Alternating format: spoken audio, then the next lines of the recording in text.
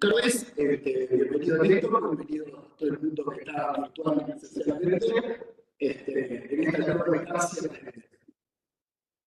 desde el sitio de las neurociencias, Néstor Macedo, sobre estrategias interdisciplinarias para valorar los de innovación en el Uruguay y nuestro estudio. Gracias, Néstor, y bueno, bienvenido nuevamente a este sitio que te conoce hace tiempo. Bueno, muchas gracias por esta invitación.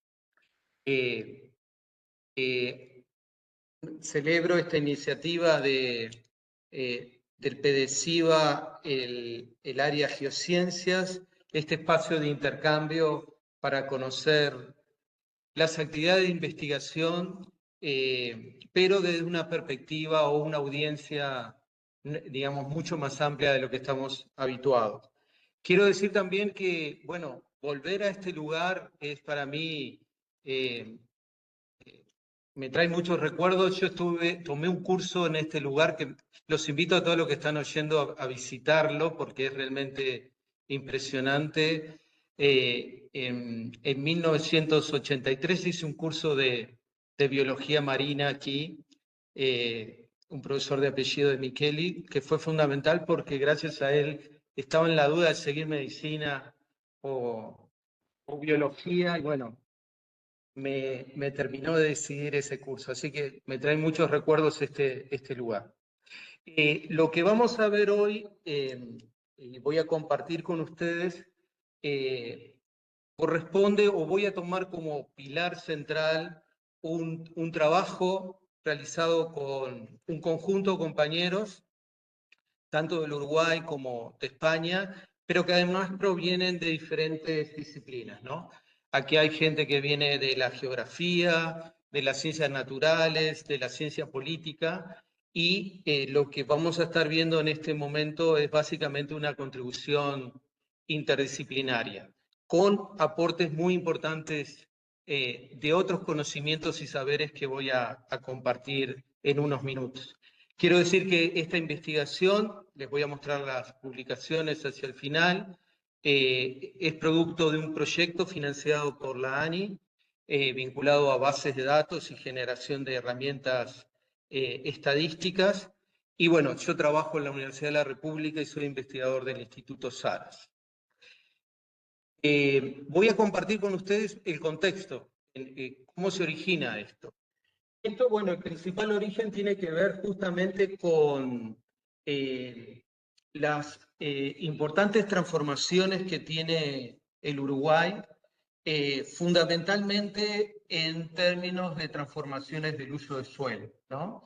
Transformaciones que compartimos con otros países agroexportadores y también con otras regiones. Pero estas transformaciones nos plantean una serie de desafíos muy importantes desde el punto de vista de la conservación de recursos naturales, pero también de servicios ecosistémicos que nos proveen. Y otro aspecto importante, como indica el diapositivo, es que también tenemos al mismo tiempo cambios muy importantes a nivel de los diseños y los sistemas de gestión y de gobernanza, ¿tá? Fundamentalmente del agua.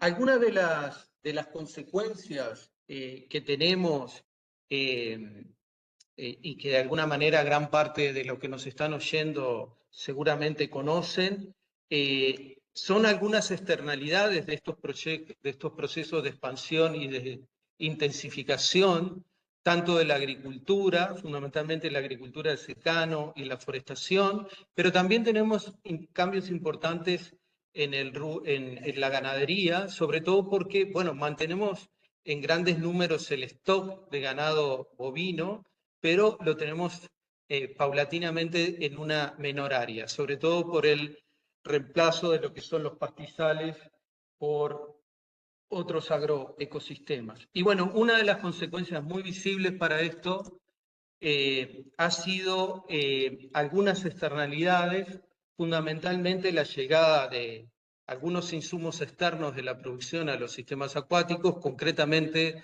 nos vamos a focalizar en lo que es los procesos de eutrofización, es decir, los incrementos en los niveles de nitrógeno y fósforo que tenemos en los sistemas acuáticos, que una parte provienen de malas prácticas de fertilización, pero tienen otros orígenes como carencias en los sistemas de tratamiento de efluentes o ausencia directamente. Es un fenómeno multicausal y si, bueno, hay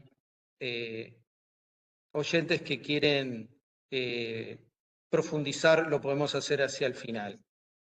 Y al mismo tiempo tenemos cambios muy importantes en el Uruguay, es un ejemplo de ello, de la gestión del agua, ¿no? Nosotros, en la última consulta pública aprobada por la ciudadanía en el 2004, hubo un cambio muy importante en términos de el agua y el saneamiento como derechos fundamentales, pero al mismo tiempo, algo que pasó desapercibido para la mayoría de los votantes, tuvimos un cambio bastante profundo del sistema de gestión de los recursos hídricos, ¿no? Que es lo que denominamos el manejo integrado de los recursos hídricos. Yo aquí voy a explicitar un par de términos simplemente para entender el desarrollo de la charla, pero en la evolución de los grandes paradigmas de gestión del agua podemos identificar estos grandes hitos, ¿no? Lo que llamamos modelos fragmentados o jerárquicos, lo que en la literatura a veces ustedes pueden ver como comando-control. Esto es un formato típico que tienen muchos países y tenía el Uruguay, que básicamente se traduce en una gestión del agua muy fragmentada, muy compartimentalizada y con muy pocas interacciones entre instituciones, entre ministerios y entre niveles de gobierno.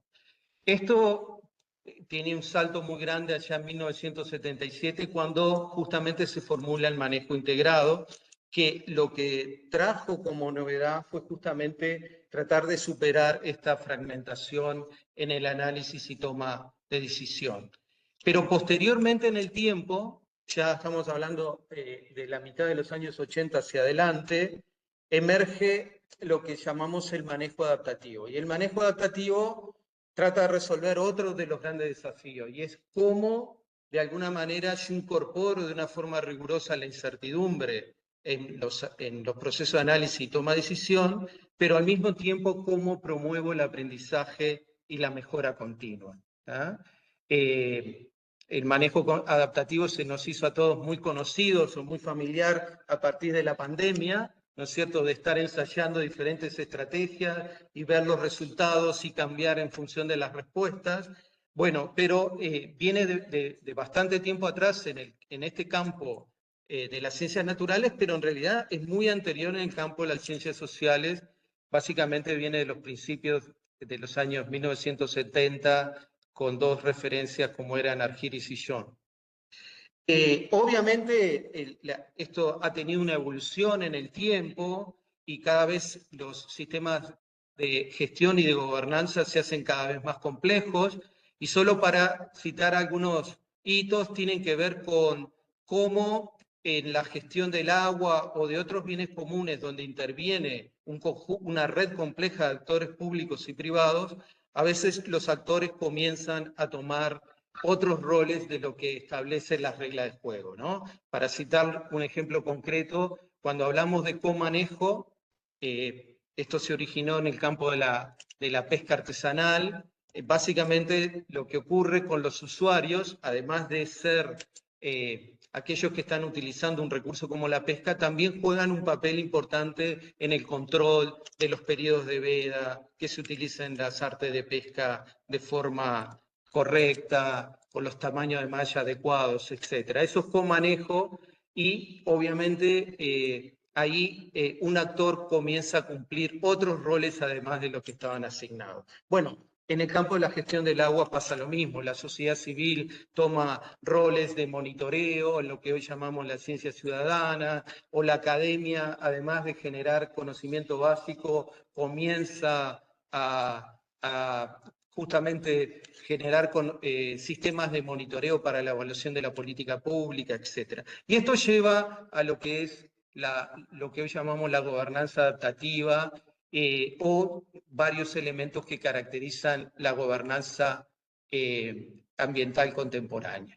Obviamente esto puede ser objeto de una sola charla, pero termino con esto diciendo, bueno, el gran foco que está en los siguientes minutos tiene que ver con este recuadro. Es decir, bueno, ¿cómo estamos parados en el Uruguay en términos de este desafío de tener una gestión del agua robusta? Y cuando digo robusta, significa una incorporación rigurosa de la incertidumbre en los procesos de análisis y toma de decisión, y además crear las bases para un aprendizaje tanto individual como colectivo.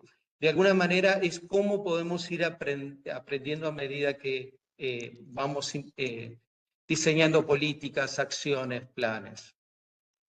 Y para eso tomamos como base una construcción pública que entendemos que es estratégica, que es el Observatorio Ambiental. El Observatorio Ambiental Nacional, que está localizado en el Ministerio de Ambiente, es un esfuerzo que ya han transcurrido 2 periodos de gobierno, por suerte se mantiene y bueno, tiene proyecciones de seguir consolidándose, pero es un espacio que reúne mucha información que se genera en el ámbito público, mucha información que se origina en diferentes ministerios e instituciones. Y esto es un avance sustancial que de alguna manera también es un ejemplo de superación de la fragmentación que tenemos en este campo. En función de este contexto, ¿cuáles son los desafíos y metas que voy a plantearles a ustedes? Básicamente, evaluar el Sistema Nacional de Monitoreo de Calidad de Agua a nivel nacional, ¿no? La escala que estamos mirando es el país, es un conjunto, y básicamente lo que estamos analizando son, bueno, patrones en el espacio de algunos atributos de calidad de agua fundamentales. Acá nos vamos a referir exclusivamente a los niveles de nitrógeno y fósforo, por ser la principal problemática de calidad de agua, pero hay algunos otros atributos en las bases de datos públicas. Bueno, analizar las capacidades, pero también las limitaciones que tiene el sistema actual y analizar las capacidades y limitaciones que tiene el sistema de gobernanza, fundamentalmente desde la perspectiva de los desafíos que se identifican en los puntos anteriores. Y por último, proponer alternativas concretas para superar los desafíos identificados. La meta final de todo este trabajo es bien simple, es tratar de promover una administración y cuidado de los sistemas fluviales. Aquí nos estamos refiriendo fundamentalmente a ríos y arroyos, pequeños cursos de agua corriente, etc. ¿Cuál fue la estrategia de investigación? Bueno, la estrategia de investigación tiene como punto de partida una perspectiva de qué entendemos por ecosistemas fluviales que es necesario explicitar. Es decir, a veces cuando pensamos en los ecosistemas fluviales estamos pensando exclusivamente en el cauce y el agua que va por ese cauce superficial. Pero los ríos y arroyos y cañadas son sistemas mucho más complejos. En realidad son una red de sistemas que están conectados. Algunos superficiales como los cauces, ¿no es cierto? Pero también tenemos zonas, ecosistemas y cuerpos de agua subterránea que están conectados con ese cauce superficial. A su vez tenemos conexiones e intercambios con laterales que llamamos, con la planicie de inundación. Y en esa planicie de inundación también puede haber ecosistemas tanto superficiales como subterráneos. En definitiva, cuando estamos analizando los ríos y arroyos, además de ver estas conexiones verticales y laterales, no podemos perder de vista de que la escala de análisis tiene que ver con las cuencas de drenaje, ¿no? Las cuencas hidrográficas, ¿no? A veces las cuencas de los ecosistemas superficiales los podemos determinar con bastante precisión, lo que corresponde a las cuencas hidrográficas, pero otras veces cuando estamos analizando los cuerpos de agua subterránea que están conectados con estos superficiales, es mucho más complejo porque a veces las zonas de recargas pueden estar por fuera de la cuenca superficial. Ese es un gran desafío, ¿no? Porque cuando afectamos estos ecosistemas, estamos afectando toda esa red de compartimentos, ¿tá? Y una forma que tenemos desde hace un tiempo de analizar esta complejidad y los impactos de diferentes acciones en los propios cursos de agua o en las cuencas asociadas es una aproximación que se llama cuencas virtuales o paisajes artificiales. Básicamente, lo que este marco es un encuadre teórico y metodológico que nos permite integrar un conjunto de información muy grande, ¿tá? Que tiene que ver con aspectos biogeofísicos, pero también con aspectos de uso y prácticas productivas, con información que tiene que ver con los hábitats naturales y la biodiversidad asociada, un conjunto de posibilidades que en definitiva se construye por las capacidades que tenemos actualmente en términos de teledetección, en términos de sistemas de información geográfica y sobre todo una cantidad de avances muy importantes en la estadística multivariada, en lo que se llama hoy el aprendizaje automático y la inteligencia artificial, ¿ah? Aquí un esquema muy somero, pero básicamente lo que ustedes están viendo en este diapositivo son todos los pasos en la construcción de estas enormes bases de datos, que parten desde construir modelos digitales de terreno, tener claramente identificada la red hidrográfica, tenemos la capacidad de estar identificando incluso los cursos que no son permanentes, son estacionales o temporales, y a su vez cómo se conectan la dirección del flujo y, por supuesto, podemos incorporar todas las características geológicas, tipo de suelo, usos de suelo, y bueno, y toda la información que tenga una referencia espacial a nivel de cuenca o a nivel de determinados tramos de ese curso de agua, ¿ah? Y lo importante es que esta metodología nos permite entender patrones en el espacio y lo más importante nos permite entender relaciones causa-efecto entre esos patrones y algunos controles o forzantes. Y eso es lo que voy a pasar a explicarles en unos minutos. La metodología es muy compleja, lo podemos detener y analizar en profundidad si hay interesados al respecto. Y por último quiero indicarles que hay una parte que denominamos en ciencias sociales se utiliza investigación cualitativa, pero justamente tiene que ver con el último objetivo que nos planteábamos, que exploramos, ahora sí, no solo con actores académicos, sino con aquellos que están en la política pública, que están en la gestión, pero también están en las organizaciones sociales, algunos aspectos fundamentales vinculados a fortalezas y debilidades de la gestión del agua y de la gobernanza del agua.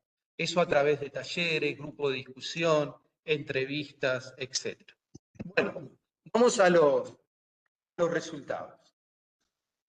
Ya estamos entrando en los resultados. Acá lo que ustedes están viendo es dos mapas del Uruguay. El de la derecha tiene las estaciones de muestreo de caudales que incluimos en la base de datos y en la izquierda, y en la derecha tienen las estaciones de muestreo con información de calidad. Aquí quiero decirles que en esa base de datos que está en el Observatorio Ambiental, en la selección de estas estaciones hubo una serie de criterios bastante rigurosos en el sentido de cuántos años consecutivos existía información de esas estaciones de muestreo, que tuvieran muestreos tanto en el periodo más frío del año con mayores caudales y también información en los periodos más cálidos y con menos caudales. Y además no incluimos estaciones que estuvieran aguas abajo de grandes represas, porque el objetivo aquí, además de estar mirando la escala nacional, era prestarle atención fundamentalmente a los ecosistemas de agua corriente o ecosistemas fluviales. En definitiva, ¿de qué universo estamos hablando? Estamos hablando de unas 52 o 56 en las estaciones en caudales y 52 en términos de calidad. ¿Cuáles son todos los atributos que se consideraron? Bueno, todos los que están ahí: geología, geomorfología, edafología, hidrología, climatología, incluso también las fuentes puntuales, los vertimientos de industrias, de efluentes urbanos, también de agroindustria, y también le prestamos atención, obviamente, a través de los usos de suelo, fundamentalmente a lo que son las fuentes difusas, y estamos hablando fundamentalmente de las áreas destinadas a cuencas, agricultura de secano y a ganadería. Y la variable respuesta que queremos predecir es entender esa heterogeneidad espacial y sobre todo qué vínculos existen con algunos factores claves en la concentración de fósforo total y de nitrógeno total. Aquí una tablita, simplemente un detalle menor, pero si hay participantes en la virtualidad y quieren conocer más en detalle los componentes de investigación cualitativo, lo podemos hacer. Los resultados y mensajes claves. Ustedes lo que están viendo en este mapa son el conjunto de estaciones de calidad de agua que veíamos hace unos minutos, y aparece al mismo tiempo en colores las concentraciones de nitrógeno y de fósforo. Aparece un gradiente, ¿no es cierto?, de concentraciones más bajas, por ejemplo en fósforo, que se ubican en el rango entre 0 y 70 microgramos por litro, y las de color más violeta son las concentraciones más altas. Si se ve, si ustedes miran los valores de este mapa, de alguna manera aparecen patrones que eran los esperados, es decir, por ejemplo, los valores más altos de nitrógeno y fósforo justamente en el núcleo de la zona de agricultura de secano por excelencia, en el litoral oeste, pero también valores muy altos en la cuenca del Río de la Plata y sobre todo en lo que es parte de la cuenca lechera. Aquí aparece una tabla con una cantidad de información estadística que voy a tratar de resumirla de forma muy simple. Acá aplicamos una serie de herramientas estadísticas que básicamente lo que nos permiten es tratar de entender y de predecir una variable de respuesta como es el nitrógeno o el fósforo en el agua a partir de un conjunto de informaciones, de variables. Pero estas herramientas tienen una particularidad. Piensen ustedes, por ejemplo, perfectamente nosotros podemos estar analizando relaciones relativamente simples. Imagínense entre el ingreso per cápita y la longevidad de cada integrante de la población del Uruguay, ¿no? Ahí estamos analizando simplemente dos variables. Pero la longevidad está vinculada a un montón de factores, más allá del nivel socioeconómico, el acceso a la salud, hay una cantidad de determinantes vinculados a la genética, a la alimentación, etc. Bueno, lo mismo sucede con el nitrógeno y el fósforo en el agua. Depende de controles como la fertilidad natural del suelo, pero depende de qué otras cosas hacemos en términos de fertilización o cómo estamos manejando los efluentes, etc. Lo que ocurre es que todas estas variables inciden al mismo tiempo, es un fenómeno multicausal.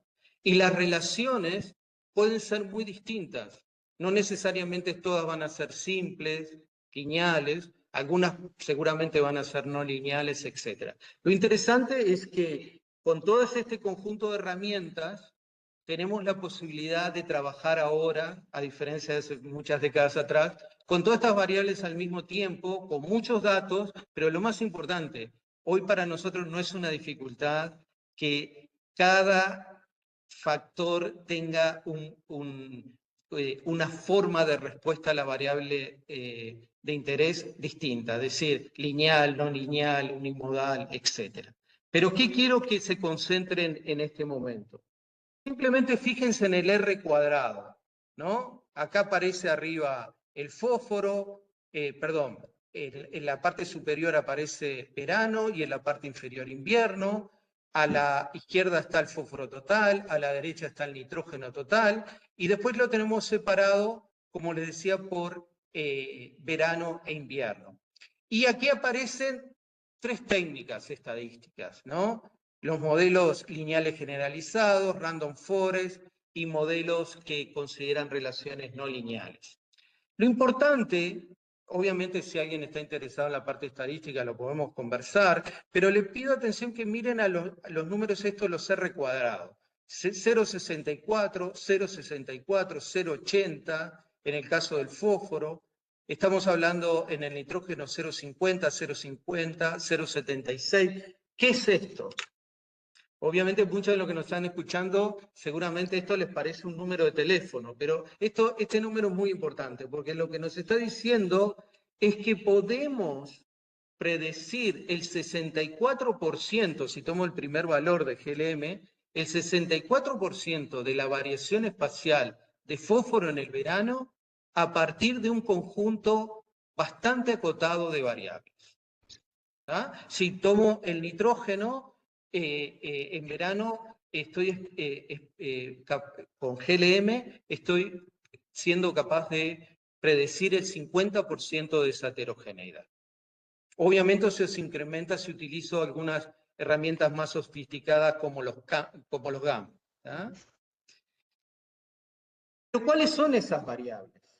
Estas variables, les voy a pedir que solo miren la parte de abajo de este diapositivo para no perdernos en esa tabla. Fíjense que ese porcentaje de la variación espacial a nivel de país, donde tenemos mayor niveles de fósforo, mayores niveles de nitrógeno o menos, lo podemos predecir a partir del área de esa cuenca, del área de drenaje de esa estación de muestreo considerada, qué área está ocupada por suelos profundos, por suelos arcillosos, qué capacidad tiene el suelo de retener el agua, qué área de esa cuenca de drenaje está vinculada a pastizales naturales, cuánto está destinado a agricultura, a ganadería y si existen fuentes puntuales. Es decir, con este conjunto acotado de 7 variables, nosotros podemos predecir una cantidad importante de esa variación espacial. Fíjense que aquí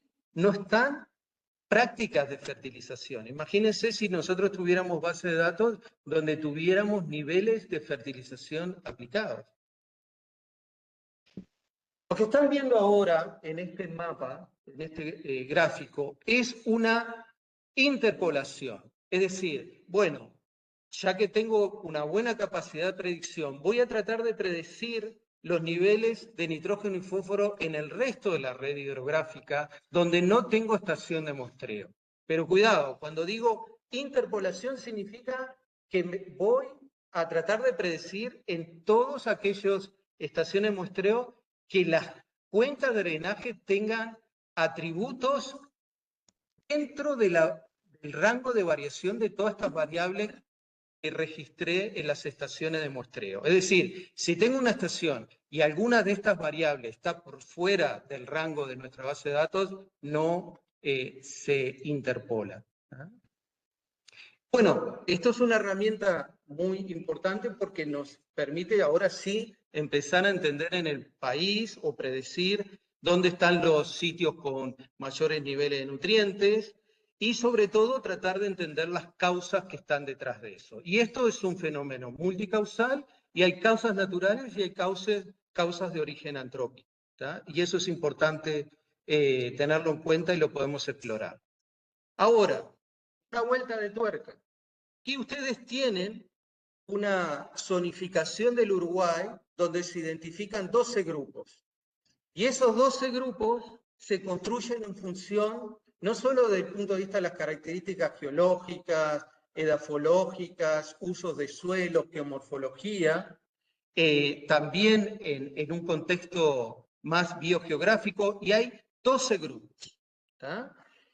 Y esto es interesante porque tenemos 12, digamos, tipos de cuenca en función de todos estos atributos.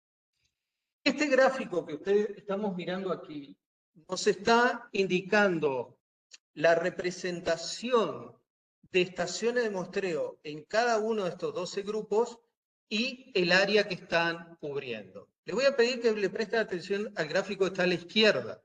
En la izquierda nos permite identificar tipos de cuencas de drenaje de ecosistemas fluviales que están bien representados y tipos que están pobremente representados. Es decir, tenemos pocas estaciones de muestreo en muchos de ellos que aparecen aquí en color naranja. Entonces, aquí un elemento para definir con más fortaleza, ¿qué queremos decir con un análisis robusto? ¿No? Un análisis robusto, muchachos, tenemos muchas posibilidades de analizar estadísticamente un impacto ambiental. Aquí en este esquema aparecen los grandes modelos. Bueno, puedo tener información del sistema antes y después y hacer una comparación. Puedo tener esta misma situación y estar analizando parcelas de control versus tratamiento, por ejemplo, un campo natural versus un campo natural transformado a agricultura secano, y puedo estar analizando tratamiento, control versus tratamiento, y a su vez antes y después. Es decir, o modelos más sofisticados donde la asignación de estas unidades de control y de impacto son al azar. ¿Tá? Esto, obviamente, de arriba abajo vamos de los sistemas más simples a los más robustos y sofisticados. Pero todo esto se construye sobre bases de información.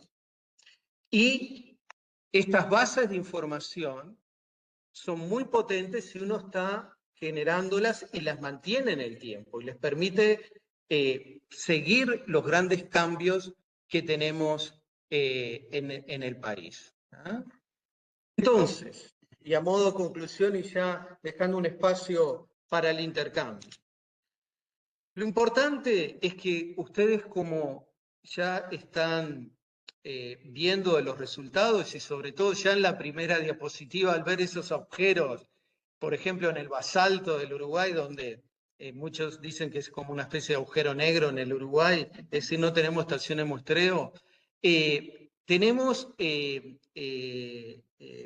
serias limitaciones en cuanto a qué, en que en muchos de los cambios no tenemos forma de evaluarlo de forma robusta, como mencionaba anteriormente, y además no tenemos una incorporación rigurosa de la incertidumbre, y eso es muy importante. Estos sistemas tienen una gran complejidad y son sistemas probabilísticos, muchachos. Esto es como cuando nos levantamos en la mañana y escuchamos el pronóstico del tiempo. Hay posibilidad de acertar, pero hay posibilidad también de fallar.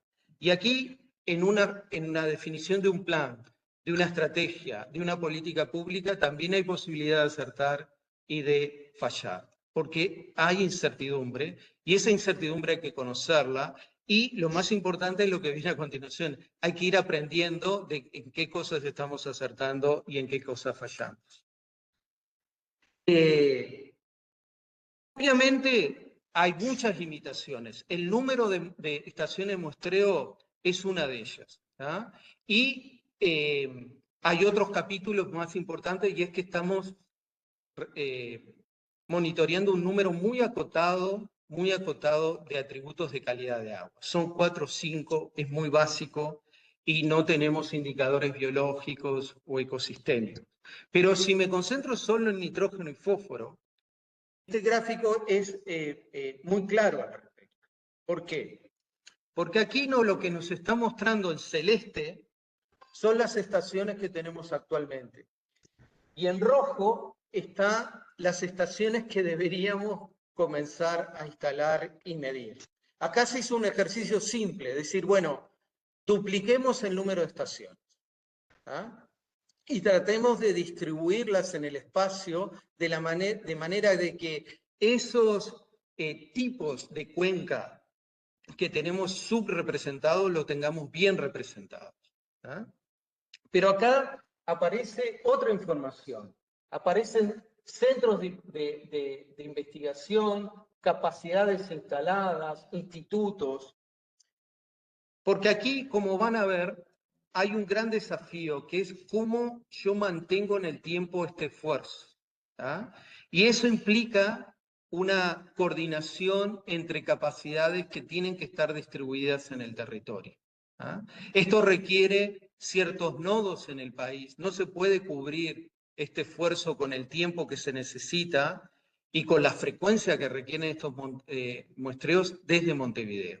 ¿Ah? Entonces, esto está muy vinculado también a los grandes desafíos de descentralización del país. Y si pensamos en un sistema actualizado de monitoreo, es decir, con todas las variables de calidad de agua que realmente se requieren, bueno, hay muchos de ellos que hay que apelar a los cuadros que tenemos, no solo en los ministerios como el de Ambiente o el de Ganadería, Agricultura y Pesca, sino también en centros universitarios, estaciones de línea, etc.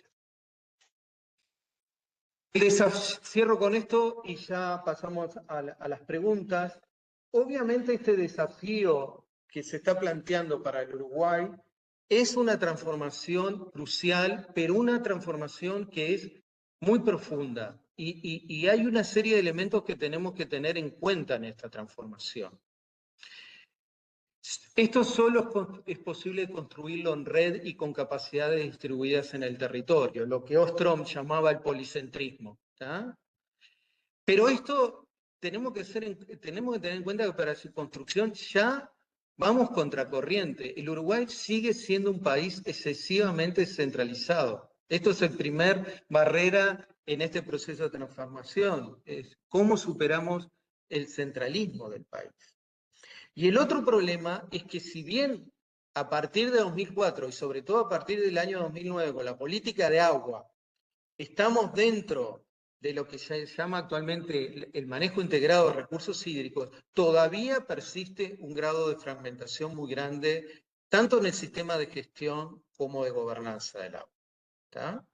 El observatorio es una construcción a destacar y que hay que seguir fortaleciendo, pero todavía tenemos gran fragmentación, no solo interinstitucional, sino intrainstitucional. La fragmentación que tenemos dentro del Ministerio de Ambiente es también un objeto interesante de análisis. Y el último punto que indica la diapositiva es central. En la escala del Uruguay, avanzar en esta materia requiere un diseño totalmente distinto. Es decir, esos nodos regionales, esos laboratorios de referencia para estar evaluando, por ejemplo, residuo plaguicida en el agua, requieren una combinación de estrategias descentralizadoras y algunas cosas centralizadas, sobre todo aquello que se requiere mucho equipamiento y recursos humanos muy especializados.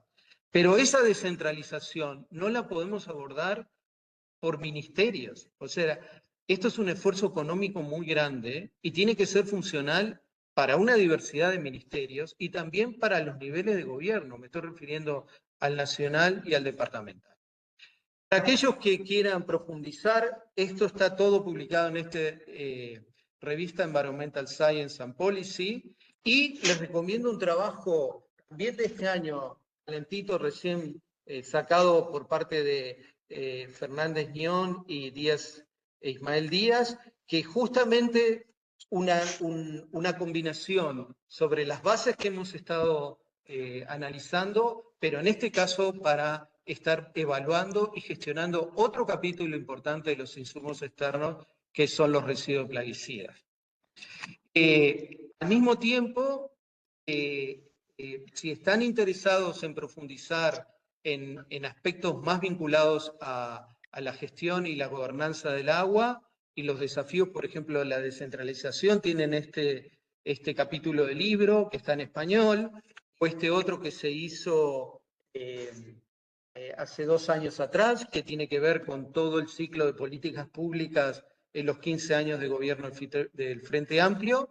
Y les indiqué aquí otras líneas de trabajo que están muy vinculados a esto porque nos concentramos mucho en el espacio, pero hay un gran desafío que tiene que ver con las frecuencias temporales. Y este trabajo y el que sigue son justamente aportes muy recientes en, bueno, cómo mejorar la frecuencia de muestreo, sobre todo en estos casos que está vinculado a ecosistemas que están destinados a el consumo de agua, ¿no es cierto?, a la potabilización de agua y distribución. Y aquí hay grandes desafíos, ¿no? Grandes desafíos por, digamos, las frecuencias de muestreo que muchas veces se requiere para estos casos.